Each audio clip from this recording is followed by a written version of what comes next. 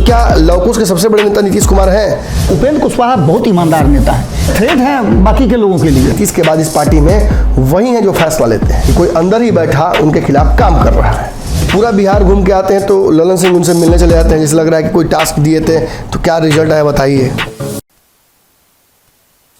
पल पल बिहार की राजनीति बहुत तेज़ी से बदल रही है।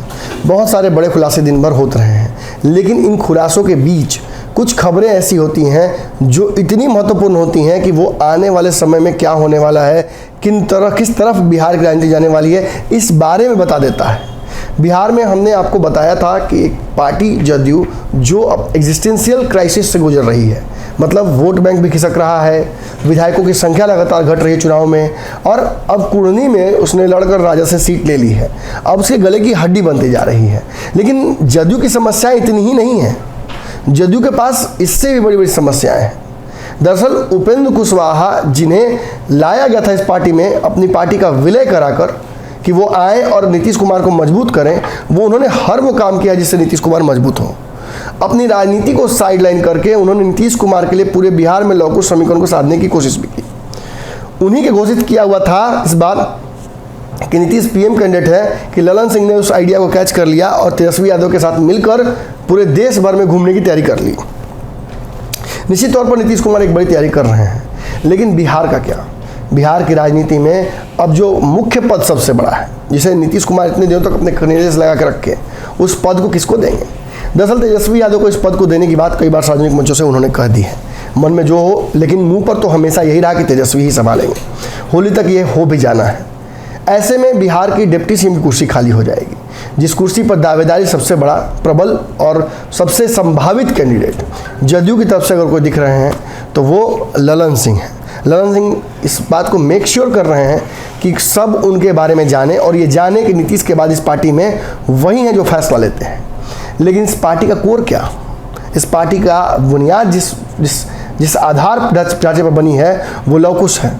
लवकुश को साधने के लिए उपेंद्र कुशवाहा को बुलाया गया।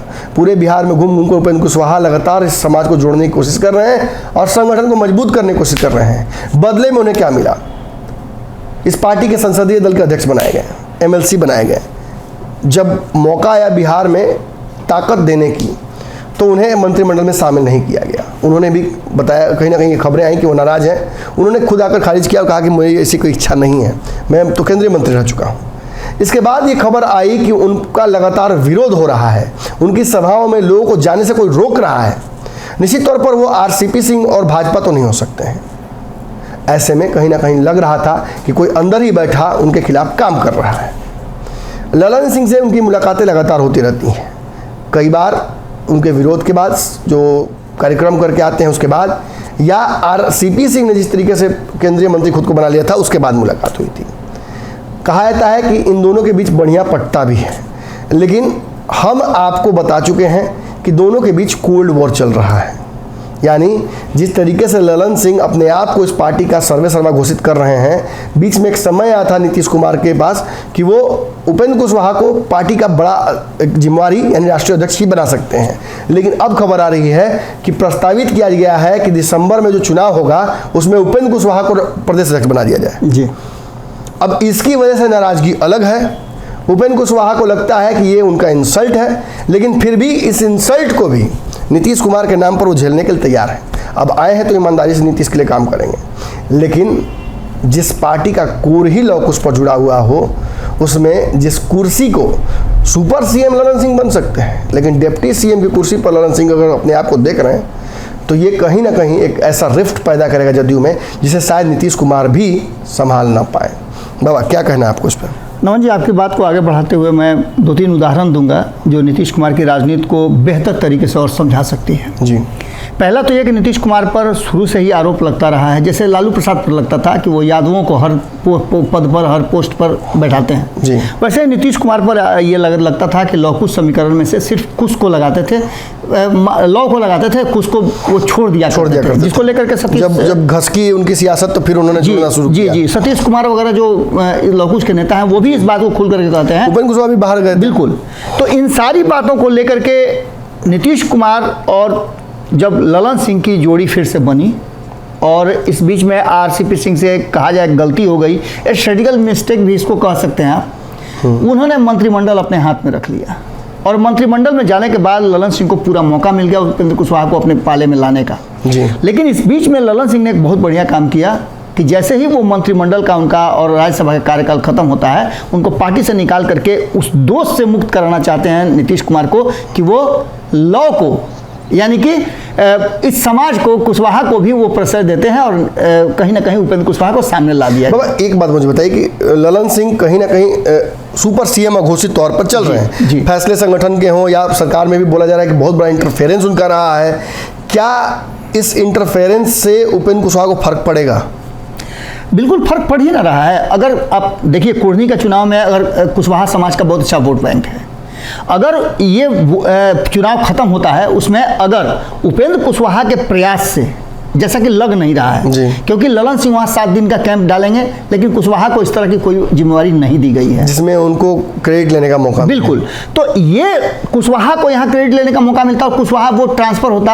अब तो आप जानते ही हैं कि एक एक बूथ पर काउंट हो जाता है कि किसको कितना वोट पड़ा, किस समाज ने कितना वोट दिया, क्योंकि सारा जातीय आंकड़ा जो है वो लगभग क्लियर है। और बाबा एक बात अक्सर मैं जब मिलता हूँ अलग अलग जगहों के स्टूडेंट्स से, जब कुशवाहा समाज के नेताओं से, युवाओं से, अक्सर मैं एवेल्युएट करने की कोशिश करता हूँ क्योंकि नीतीश कुमार इसी समाज से आते हैं, तो क्या लवकुश के सबसे बड़े नेता नीतीश कुमार हैं? बाबा बड़ा विरोधाभासी मिलता है जवाब मुझे। लोग कहते हैं नहीं उपेंद्र कुशवाहा है। बिल्कुल सही कहते हैं आप। देखिए ना, उपेंद्र कुशवाहा बहुत ईमानदार नेता है, इससे आप इनकार नहीं कर सकते हैं। जो काम वो जिसके साथ ईमानदारी से रखते हैं, पूरी ईमानदारी के साथ रखते हैं। नीतीश का विरोध भी किया तो पूरी ईमानदारी से, बिल्कुल छल प्रपंच नहीं जानते। नीतीश कुमार की तरह वो 6-5 करना नहीं जानते हैं और यही कारण है कि वो हाशिए पर चले जाते हैं। हालांकि RLSP में रहते हुए उन्होंने एक बड़ा काम किया था।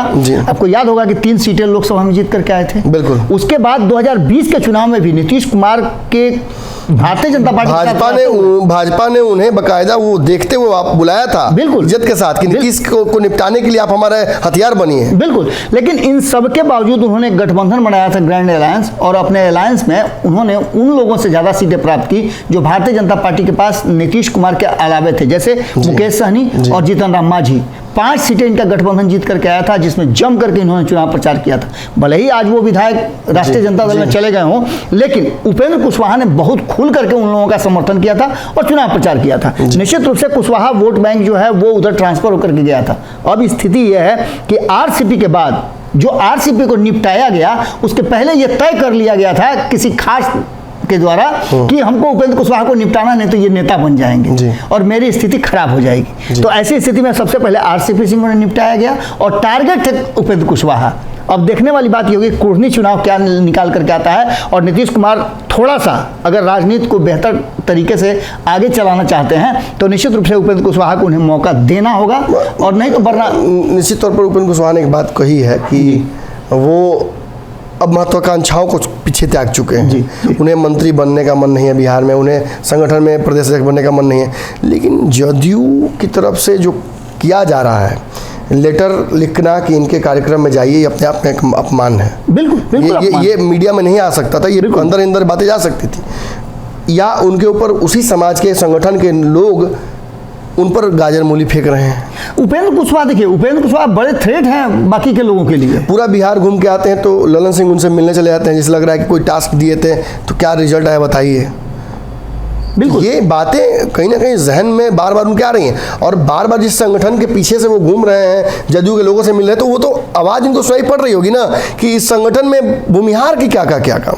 भूमिहार कितना वोट करता है जदयू? सही बात है। अगर भूमिहार वोट करता है तो कुर्नी की सीट तो आराम से निकाल लेंगे, लेकिन ऐसा संभव नहीं। कुशवाहा को भेजेंगे नहीं, कैंपिंग कोई और करेगा। निश्चित तौर पर बिहार की राजनीति में बहुत कुछ होना है, ये तो हल्की हमने चर्चा की है। इस पर बहुत बड़ा विश्लेषण आपको आज ही देखने को मिलेगा। हम बताएंगे आपको कि किस तरीके से पंचनामा में आज किस तरीके से उपेंद्र कुशवाहा ने अपनी कई इच्छाएं मार दी, कई महत्वाकांक्षाएं मार दी, लेकिन ललन सिंह एक ऐसा एक ऐसा से एक सूत्री काम कर रहे हैं जिसके चलते दुश्मन नहीं होते हुए उपेंद्र कुशवाहा का अपमान लगातार इस पार्टी में हो रहा है। अगर ये वीडियो पसंद आई और वह बिहार के राजनीति और बिहारियत से सरोकार रखेनी तो सब्सक्राइब बटन दबा के चैनल के सब्सक्राइब कर ली। ओजे एगो घंटी बा, ओकरा बटन दबा देला से कुल सटीक और मारक खबर रुआ मुफ्त में मिल जाई। अगर रुआ पत्रकारिता के हमनी के नया प्रयोग में सहयोग कर चाहतानी तो ज्वाइन बटन दबा दी। पेटीएम नंबर नोट कर ली 9386816700। धन्यवाद।